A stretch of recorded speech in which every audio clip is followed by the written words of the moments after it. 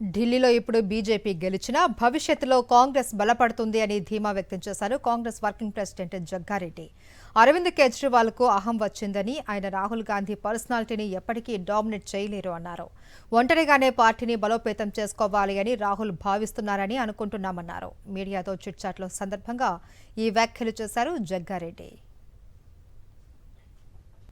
ఢిల్లీలో ఇప్పుడు బీజేపీ గెలిచినా భవిష్యత్తులో కాంగ్రెస్ బలపడుతుంది అని ధీమా వ్యక్తం చేశారు కాంగ్రెస్ వర్కింగ్ ప్రెసిడెంట్ జగ్గారెడ్డి. అరవింద్ కేజ్రీవాల్కు అహం వచ్చిందని, ఆయన రాహుల్ గాంధీ పర్సనాలిటీని ఎప్పటికీ డామినేట్ చేయలేరు అన్నారు. ఒంటరిగానే పార్టీని బలోపేతం చేసుకోవాలి అని రాహుల్ భావిస్తున్నారని అనుకుంటున్నామన్నారు. మీడియాతో చిట్చాట్లో సందర్భంగా ఈ వ్యాఖ్యలు చేశారు జగ్గారెడ్డి.